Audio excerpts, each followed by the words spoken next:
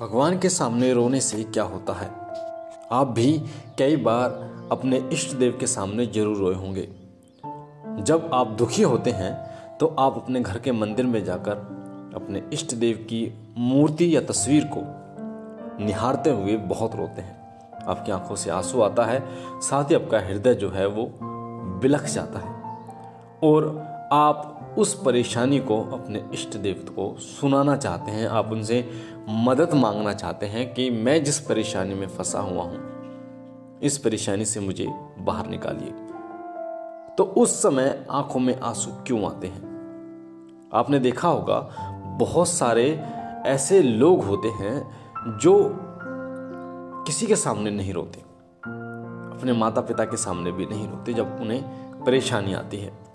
पर ऐसा क्या होता है कि जब आप अपने इष्ट देव के सामने बहुत बिलख बिलख कर रोने लगते हैं, इष्ट देव के प्रति आपकी जो गहरी आस्था है, एक जो रिश्ता आपने उनसे बना रखा है जो सर्वोपरि है, वो लोग जो लोग अपने इष्ट देव के प्रति पूर्ण समर्पण हो जाते हैं, सब कुछ उन्हीं को मानना शुरू कर देते हैं। खास तौर पर वो लोग जिनके या तो माता नहीं है, वो माता का रिश्ता कायम कर लेते हैं, उनसे माता का रिश्ता बना लेते हैं अपने इष्ट देव से, या फिर जिनके पिता नहीं है वो पिता का रिश्ता बना लेते हैं, और जिनके माता और पिता दोनों नहीं है वो माता पिता का रिश्ता उनसे बना लेते हैं। और जब भी वो दुखी होते हैं तो माता पिता के सामने यानी अपने इष्ट देव के सामने बिलख बिलख कर रोते हैं। पूर्ण समर्पण आपका उस समय पर होता है। ये एक वो समय होता है जिस समय आपके हृदय से जो पीड़ा है वो आपके इष्ट देव के सम्मुख होती है। उस समय आप कोई दिखावा नहीं कर रहे होते। उस समय एक एक बात जो आपके मुख से निकल रही होती है वो आपके हृदय से जुड़ी होती है। जो पीड़ा, जो परेशानी आप महसूस करते हैं वो आपके हृदय से निकलकर आपके इष्ट देव के सम्मुख होती है। उस समय ना कोई दिखावा होता है और ना ही आपके आसपास कुछ आपको अनुभव होता है। मात्र आपके इष्ट देव आपके सामने मौजूद हैं और आप उनके सामने बिलख बिलख कर रो रहे हैं, उनके सामने अपनी परेशानी का बयां कर रहे हैं। चाहे आपकी कोई भी परेशानी क्यों ना हो, चाहे वो संतान से संबंधित कोई परेशानी हो या कोई पैसे से संबंधित परेशानी, या आपके घर में कोई परिजन स्वर्ग लोक चला गया है आपको छोड़कर, वो परेशानी हो, उस समय आपके हृदय से जो वाणी निकलती है वो वाणी सीधे आपके इष्ट देव तक पहुंचती है। और कहा जाता है कि जिस समय आपके आंसू आ जाते हैं पूजा करते समय, उस समय इष्ट देव साक्षात वहां पर विराजमान होते हैं जहां पर आपका पूजा करें, उनकी ऊर्जा विद्यमान होती है। उस समय मांगा गया कोई भी वरदान, उस समय प्रकट की गई कोई भी इच्छा वो जरूर पूरी होती है। क्योंकि इष्ट देव ना तो भोग के भूखे होते हैं, ना ही आपके किसी वस्तु के भूखे होते हैं। वो श्रद्धा के भूखे होते हैं। आपके हृदय से जो श्रद्धा निकली होती है, जो पूर्ण समर्पण की होती है, उसमें कोई दिखावा, कोई मिलावट नहीं होती। उस समय पूर्ण समर्पण आप उनको अपने आप को कर देते हैं। उस समय इष्ट देव आपकी विनती सुनते हैं और जरूर सुनते हैं। ये वो समय होता है जिस समय आपकी इच्छाएं पूर्ण होती हैं। ये वो समय होता है जिस समय उनकी कृपा आपको प्राप्त होती है। मैं आपको बता दूं कि जो लोग कई सालों से पूजा कर रहे हैं, महीनों से पूजा कर रहे हैं, उन्हें इष्ट देव की कृपा प्राप्त नहीं होती।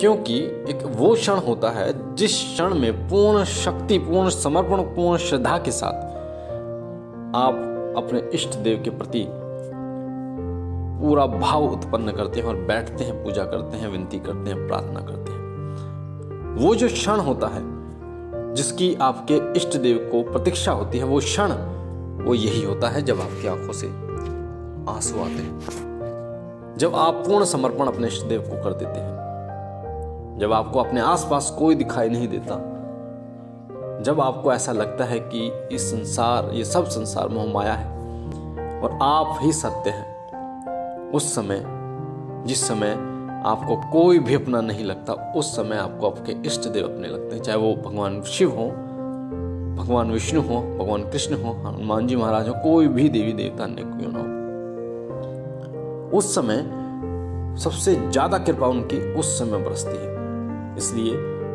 वो भाव जो कुछ क्षण के लिए आपके उत्पन्न होता है, कुछ मिनट के लिए आपके अंदर उत्पन्न होता है, अगर यही भाव आपके अंदर रोज उत्पन्न होने लगे, आप रोज पूर्ण समर्पण के साथ उनके सामने जाएं, पूर्ण समर्पण के साथ उनकी पूजा करें, पूरी श्रद्धा के साथ, गहरी आस्था के साथ उनसे जुड़ाव महसूस करें, एक ऐसा रिश्ता उनके साथ बनाएं, माता और पिता का रिश्ता बनाएं, मात्र तस्वीरें और मूर्ति के रूप में उनको ना देखें। कोशिश करें उनसे बात करने की और महसूस करें इन चीजों को कि वो आपसे बात करना चाह रहे हैं, वो आपकी विनती सुन रहे हैं, वो आपकी प्रार्थना को सुन रहे हैं। जो भी आपके अंदर दर्द है, परेशानी जो दिक्कत है, वो उन सभी परेशानियों को सुन रहे हैं और उनका निवारण करने के लिए तैयार हैं। वो अपनी ममतामयी गोद में आपको बिठाने के लिए तैयार हैं। वो आप पर अपनी अनुकंपा करने के लिए तैयार हैं, वो अपनी कृपा करने के लिए तैयार हैं।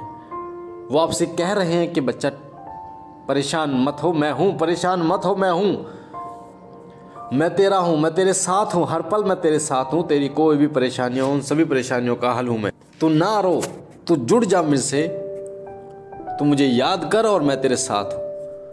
उस समय, जिस समय आपके अंदर ये श्रद्धा, ये आस्था, ये समर्पण जो उस समय आपके अंदर उत्पन्न होगा, उस समय आप एक सच्ची शक्ति का अनुभव करोगे, उस समय आप अपने इष्ट देव की कृपा का अनुभव करोगे, उस समय आप एक सकारात्मक ऊर्जा का अनुभव करोगे।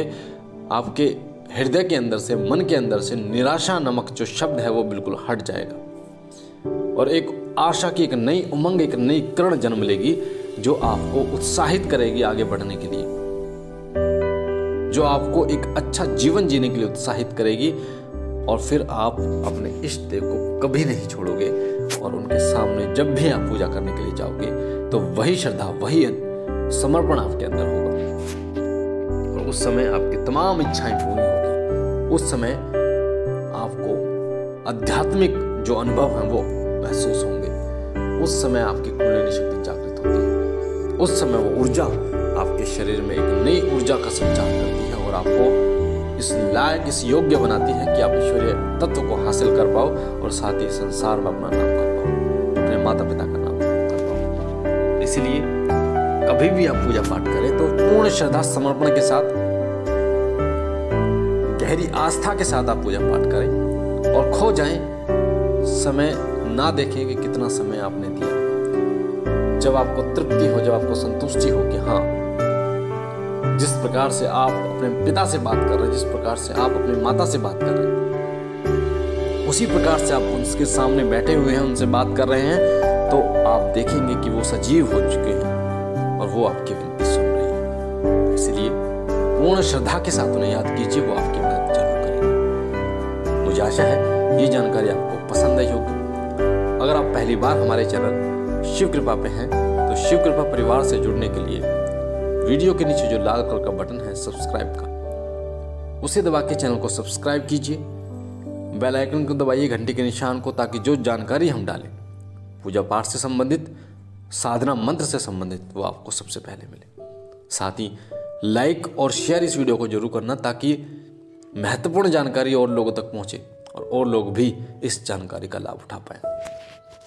मैं बाबा भोलेनाथ से विनती करता हूं कि बाबा आप पर सदैव अपनी अनुकंपा बनाए रखें, आपकी झोली भरे, तमाम कष्टों का निवारण बाबा भोलेनाथ आपके करे, सदैव अपनी कृपा आशीर्वाद आपके ऊपर बनाए रखें। हम मिलते हैं एक नई जानकारी के साथ, तब तक के लिए ओम नमः शिवाय, ओम नमः शिवाय, ओम नमः शिवाय।